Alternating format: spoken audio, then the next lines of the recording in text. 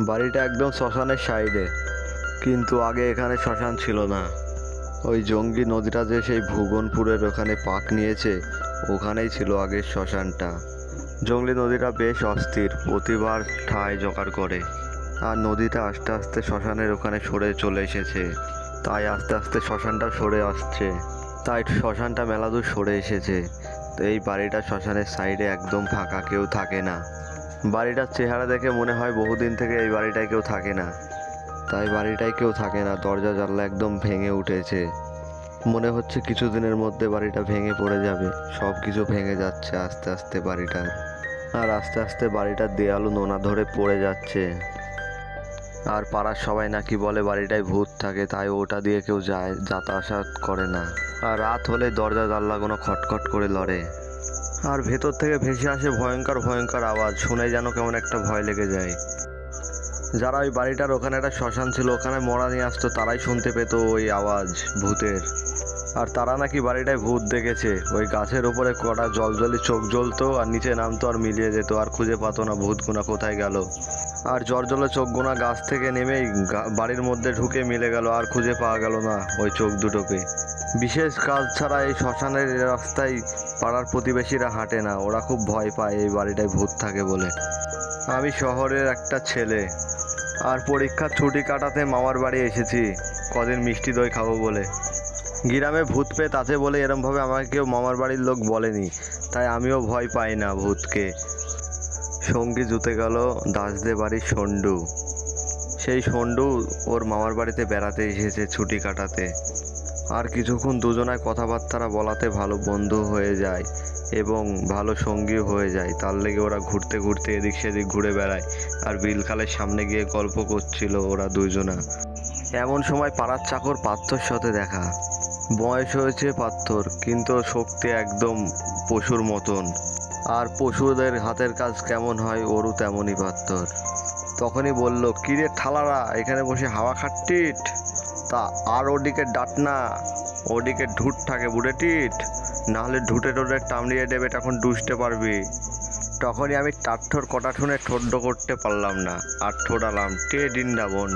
তখনই পার্থ দুটো কপালে হাত ঠেকিয়ে তখনই কি বলল, শুনতে হবে তো ওই কথাটা ও কি বলতে যাচ্ছে। তখনই আমরা শুনছিলাম পার্থ রাম রাম করছিল।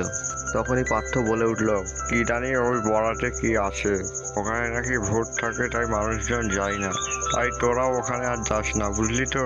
কিন্তু ওই বড় বাড়িটার নাম যে মল্লিক বাড়ি ছিল, ওটা আমার জানা ছিল, কদিন আগে থেকে আমি জেনেছিলাম, আমারা বলছিল। আর ওই বাড়ির মালিক তো এখনো বেঁচে নেই।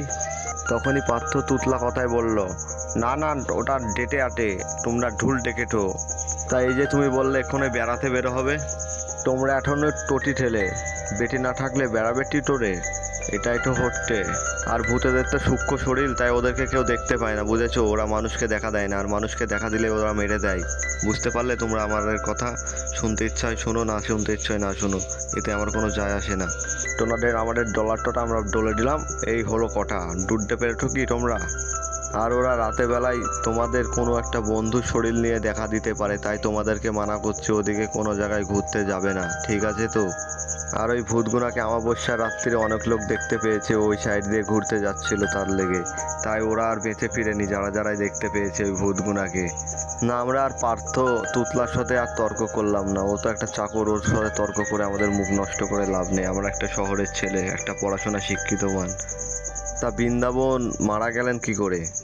তা পার্থ এদিকে ওদিক ঘুরে দেখলো কেউ নাই, আর বললো, ওটা অটন একটু নড়া বুঝতে তো, ওটা খুব খতরনাক, মানুষকে মেরে দেয় তাড়াতাড়ি, বেশি টাইম লাগে না। আমরা আর পার্থর কথা শুনে কিছু বললাম না, ও আমাদের থেকে একটু বয়সে সিনিয়র ছিল, তাই কিছু বললাম না, তাই আমাদের কাছে এসে বসলো ও। তাই তার বসার আবভাব দেখে আমরা বুঝতে পারলাম তারা নিজে থেকেই কিছু বলবে পার্থ আমাদের। তখনই টার্থ বলে উঠল, ডিন্ডাডন দাদুতে মেরে ফেলা হয়েছে, দূরে তো তোমরা খুবই খারাপ হয়েছিল ওরটাতে, ওর টিটের টিট মেরে ফেলে দিয়েছিল বৃন্দাবন দাদুতে, দূরে তো বর্ষা এই কাজটা করেছিল।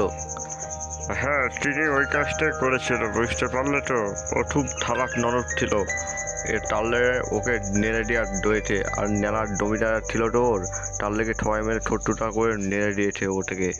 লাবা আমরা ঢুল ডলেছি, ওটা হারু ঠড্ডারের টাল, তোমরা ডুয়েছ।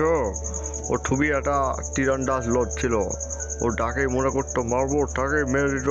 ওর বিরাট হাতে নিট ছিল, ও শুয়ে মেরে মেরে ওর হাতে তার লিটটা যা হয়েছিল না, একদম খতরনাক নিট। তাহলে শোনো, ডাকাতি করার সন্ধানে হারু সর্দার ধরা পড়লো কোর্টে। তখনই কোর্টে চালান হলো হারু সর্দার। হারুর যেন জেল হয় এর লেগে উকিল পান ফোস্টায় চেষ্টা করছিল। ওকে জেল না দিতে পারলে যে আমাদের পাড়ার গ্রামবাসীদের সব চুরি করে লুট করে সব একদিনে নিয়ে নিত, আর ও হিরোইন খাতো, এটাই হচ্ছে ওর দোষ। আর ওর মেলা টাকা লাগতো, তাই ও ছোটো ছেলেদের কিডনি ফিটনি তুলে ও বিক্রি করে দিত হারু সর্দার। এই কথাটা শুনে হারু সর্দার মেলা রেগে গেল। ও তো আজকে হিরোইন খেতে পারেনি, তার লেগেও মেলাটা রেগে গেল উকিলের কথা শুনে। আমি যা বুঝতে পারলাম ওই হিরোইন খেতে পারলে এতটা রাখতো না। তখনই কোর্টের উকিল বলল এর 2 বছর জেল হবে হারু সর্দারের। কিন্তু কোথায় থেকে যে কি হয়ে গেল, জজ সাহেব হারুকে বেকাসুর করে ছেড়ে দিল। কিন্তু হারু তো একটা মানুষ মেরেছিল, এটা জজ সাহেবের উচিত ছিল না। কিন্তু জজ সাহেবের কথাই একটাই কথা, ও যদি হাতুড়ি মেরে দেয় খালাস। জজ মুজির এটা করাতে খুবই রাগ পেল উকিল। তবে থেকে বৃন্দাবন বাবু ওই বাড়ি থেকে আর কোথাও যায়নি। ও সত্যির রিহা পায়নি বলে ও খুবই রাগে আছে। ও যেদিনকে সত্যির রিহা পেয়ে যাবে সেদিন ওই বাড়িটা থেকে চলে যাবে। বুঝতে পারলি তোমরা? ঠিকাটে দারুরা, তোমরা এখন ডোটে থাকো, আমি এখন আটি, আমার টাইম হয়েছে, ঠিক আছে? এখন আমাকে লোকের দাড়ি টাট করতে হবে, নাহলে আমার নে আর ডো দুটো হাতির দাঁতটা আমাদের ঠেটে দেবে না। ডুডতে পারলে তো? আর চারি সাইডে সন্ধ্যা তখন নেমে এলো, বিকাল থেকে রাত হতে চললো। আর রাত হলে আমরা সবাই তো জানি কোনো একটা ফাঁকা জায়গায় বসে থাকলে শিয়ালে তো ডাকবেই। ওটা শিয়ালের অ্যালার্ম, রাত হয়েছে এখন বাড়ি যাও, না বাড়ি গেলে তোমাদেরকে কামড়িয়ে দেবো। ওটা একটা অ্যালার্ম শুনে বাড়ি যেতে হয় সবাইকে। নিঃসন্দেহরা ভঙ্গ করেই তখন রতন কথা বলল, কী রে এখনো চুপ করে আছিস, কথা কি বলবি না নাকি রে? তখনই সন্ডু দাস বলে কি একটা আষাঢ়ি গল্প বার্তা দিয়ে গেল আমাদেরকে। ওই কথা শুনে না আমার এমনই রাগ করছিল, এখানে ফেলে দিতে মন যাচ্ছিল। আমি ফেলতে পারলাম না, একটু বয়সে বড় বলে। ওই মুখটা আছে বলেই ও খেতে পায়, না হলেও পারতো না, বুঝতে পারলি? হি হি হি। এই চল এখন উঠা যাক, রাত হলো মেলা। না রে এখন বাড়ি যাব না, চল আমরা বৃন্দাবন বাবুকে নিজের চোখে একবার দেখে আসি, ও কেমন আছে। বলবো দাদু কেমন রয়েছে, ও একটু দেখা সাক্ষাৎ কি আমাদের সাথে একবার করো। এই বলে ওরা চলে গেল বৃন্দাবন বাবুর বাড়ির কাছে। কিন্তু তখনই ওর বাড়ি যেতে যেতে দেখলাম একটা আম গাছ রয়েছে। এসবটা আমাদের ওখানে থাকে না, তাই আমি দরবার করে দৌড়িয়ে গিয়ে দুটো আম ছিঁড়ে নিয়ে এসে দুজনা খেতে লাগলাম, দিয়ে হাঁটা শুরু করলাম। তখনই আমি আর রতন ঠিক করলাম ওখানে গিয়ে একবার রাত কাটিয়ে আসবো। তখনই সন্ডু কি বলে, ওখানে রাতে একটা বাংলা মদ নিয়েছ না, তাহলে দুজনা মিলে খাবো, দিয়ে খেয়ে ঘুমটা ভালোই হবে আমাদের।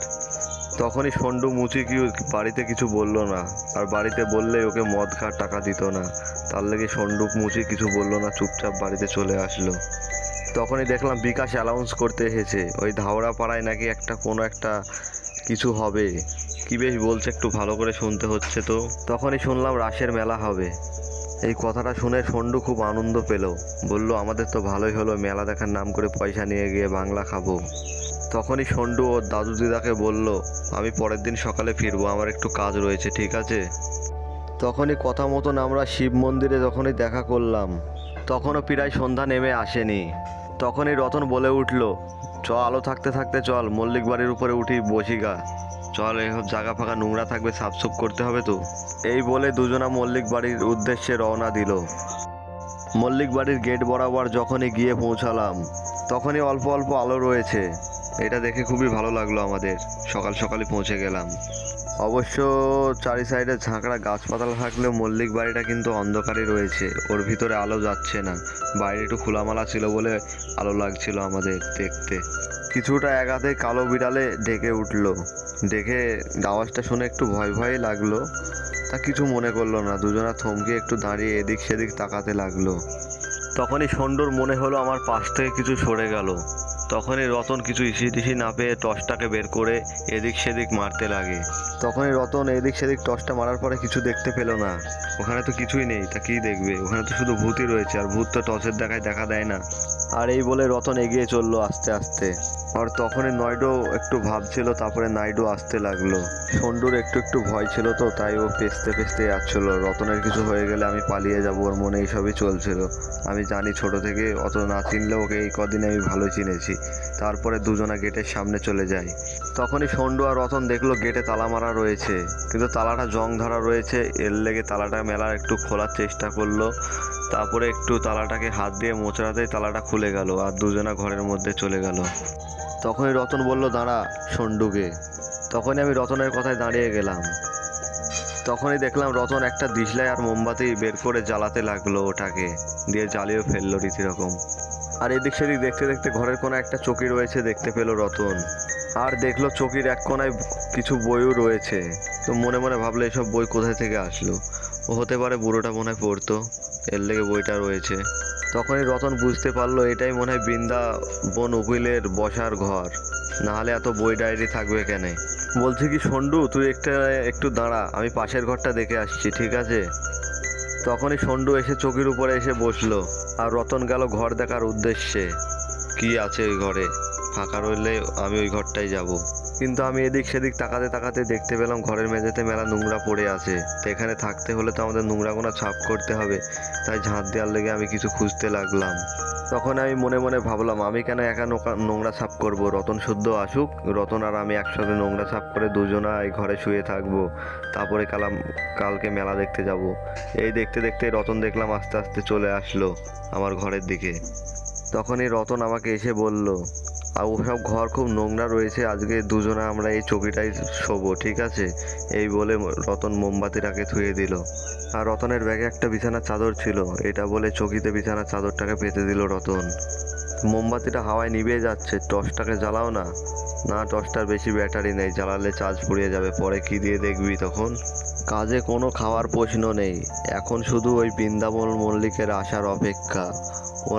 ও আসলেই আমরা শোধাবো ওকে কিসের লেগে মারা হয়েছে।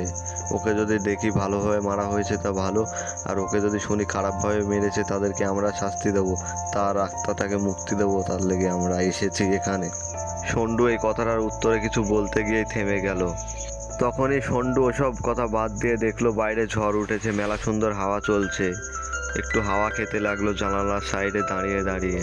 তখনই সন্ডু মনে মনে অনুভব করছে এই গাছের জানলার ডালগুনা আমার গায়ে এসে পড়বে না তো, এমনভাবে ঝুঁকছে যেন জানলার মধ্যে ঢুকে যাবে ডালগুনা।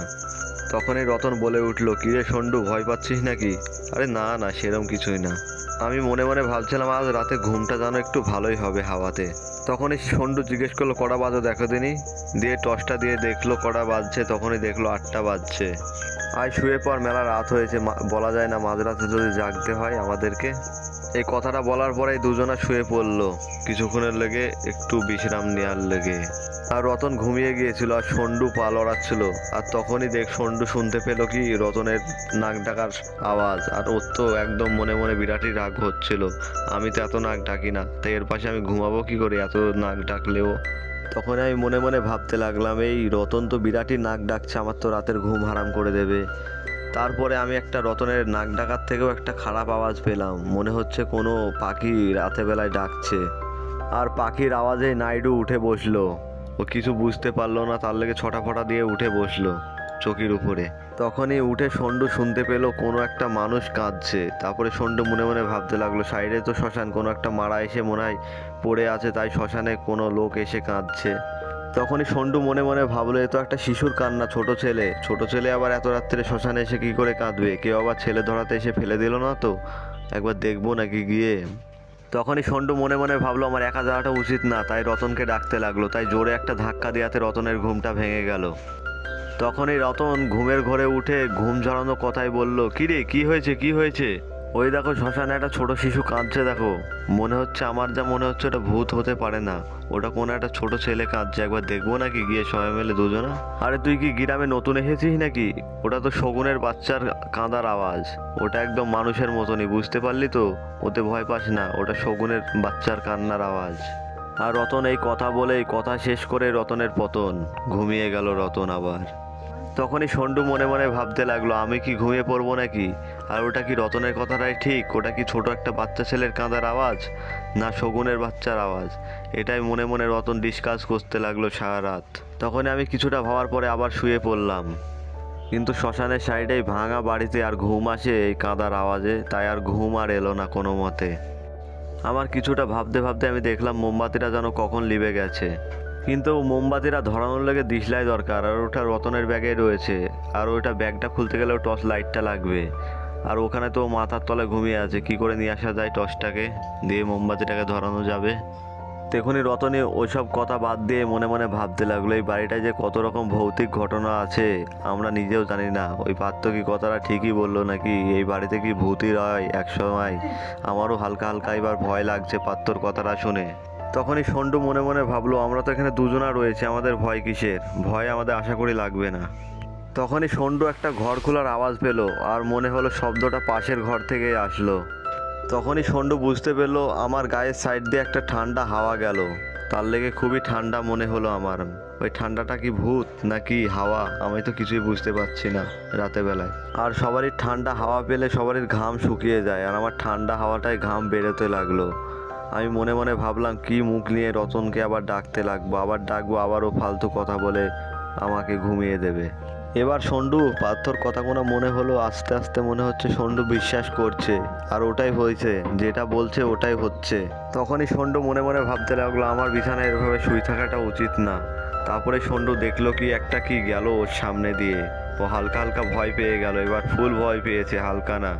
সন্টুর ওই যাওয়াতে আর কে একজনা গেটের জানলার সাইড দিয়ে সন্টুর দিকে হলুদ হলুদ চোখ করে তাকাচ্ছিল, দেখে কেমন যেন একটা সন্টুর ভয় লেগে গেল। তখনই সন্টু মনে মনে ভাবতে লাগলো ভূতটা দেখা দিল তো আমাকে দিল, রতনকে দিল না কেন? তখনই দেখলাম ওই ভূতটার গায়ে কালো একটা চাদর পরে হাঁটতে চলতে লাগলো এদিক সেদিক দিয়ে। তখনই সন্টুর ভালো করে দেখাতে ওটা দেখতে পেল বৃন্দাবন মল্লিকের আত্মা ঘুরে বেড়াচ্ছে এখনো সেই বাড়িতে।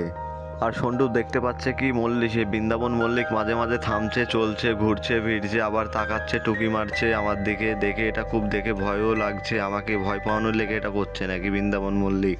এইসব দেখেও সন্টু ভয় পাচ্ছিল না। তারপরে ভাবলো আজকে আমাবস্যার রাত, তার লেগে কি বৃন্দাবন আত্মাটা এই বাড়িতে ঘুরে ঘুরে বেড়াচ্ছে। অন্যদিন তো প্রায় দিন তো মানুষজন দেখতে পায় না, তাই আমি জানলার সাইড দিয়ে দেখলাম আজকে আমাবস্যার রাত, চাঁদ নেই রাতে বেলায়। তারপরে দেখলাম বৃন্দাবনের আত্মাটা ঘরের দিকে এগিয়ে আসছিল। তারপরে দেখতে পেলো বৃন্দাবনের আত্মাটা আস্তে আস্তে ঘরের মধ্যে ঢুকে আসছে। তখনই সন্টুর হালকা হালকা ভয় লাগতে লাগলো, এই আত্মাটা কি আমাকে এসে মেরে দেবে নাকি রে? ঘরের মধ্যে ঢুকছে, এখন তো রাস্তাঘাটে ঘুরে বেড়াচ্ছিল, এবার তো আবার ঘরের মধ্যে ঢুকে মনে হয় আজকে আমাকে মেরেই ফেলবে। এরম ধারা একটা ব্যাপারে আমার খুবই ভয় লাগছিল। আর এই কথাটা বলার পরেই তারপরে দেখতে পেলাম বৃন্দাবনের আত্মাটা আমার সাইডে আস্তে আস্তে এগিয়ে তারপরে দেখলাম বৃন্দাবনের আত্মাটা জোরে জোরে এগিয়ে আসছে আমার দিকে। আমি যত বলছি বৃন্দাবন তুমি আমার কাছে এসো না, ততই আমার কাছে এগিয়ে আসছে। আর আমার এটা ভেবে আমার খুবই ভয় লাগতে লাগলো তখনই। আর তখনই সন্টু চিৎকার করে ভয়ে অজ্ঞান হয়ে পড়ে গেল বিছানার উপরে। যখন সন্টুর ভিতরে জ্ঞান আসলো তখন দেখলো আস্তে আস্তে ভোরের আলো জানলা দিয়ে আসছে। তারপরে ভোরের আলোটা দেখে আমি উঠে পড়ি। তারপরে দেখি রতন এখনো উঠেনি ঘুম থেকে। তারপরে আমি দেখতে যাই, তারপরে দেখি মুখে জিভ বের করে রতন ঘুমাচ্ছে। তারপরে দেখে আমার হালকা হালকা একটু ভয়ও লাগলো। তারপরে আমি রতনের গায়ে হাত দিতে বুঝতে পারি রতন মারা গেছে, রতন আর বেঁচে নেই। রতনই মল্লিক বাড়ির আসার উদ্দেশ্যে ওই বললো আর ওকেই মেরে ফেললো রতনের মল্লিকের ভূতটা। এটা দেখে খুবই খারাপ লাগলো, তাই আমি রতনকে একবার বেঁচে আছে বলে ডাকতে লাগলাম, এই রতন, এই রতন, ওঠ না, ওঠ না। এত করে সন্টু ভয় পেয়ে পেয়ে ডাকছিল, তখনই দেখলো রতন উঠে পড়লো। রতন তো মরেনি, ওরমভাবে ঘুমায় রতন জিভ বের করে। অন্য কোনো মানুষ, আরে সকাল সকাল অত চেঁচাচ্ছিস কেন? আর আমি কোথায় বা যাবো? তুই কি ভাবছিলি? আর তুমি এইভাবে ঘুমাচ্ছিলে, আমার তো একদম পানটা বের করে দিয়েছিলে। তোমার তো ঘুম দেখে যে সে খুব ভাববে তুমি মারা গিয়েছিলে। এত তোমার বিচ্ছিরি ঘুম, এরম ধারা ঘুম যেন ঘুমিও না কোনো দিন, তাহলে অন্য কোনো মানুষ হার্ট অ্যাটাক করবে তোমাকে দেখে। তারপরে সন্টু এই রাতের টপিকের কথা বলতে লাগলো। বৃন্দাবন মল্লিককে দেখতে পেয়েছিল ওই জানলাটার ওখানে, এদিক সেদিক ঘুরে ঘুরে বেড়াচ্ছিল। দেখে আমার খুবই ভয় লাগছিল, এটা দেখে আমি অজ্ঞান হয়ে গিয়েছিলাম, বুঝলে রতন? তা আমার তো বয়স কম, তার লেগে মনে হয় আমাকে বৃন্দাবনের আত্মাটা কিছু করেনি, তার লেগে আমাকে রাতের বেলায় ছেড়ে দিয়েছে, বুঝতে পারলে? আরে আমি সত্যি কথা বলছি রতন, তুই বিশ্বাস করলে কর, না করলে না কর।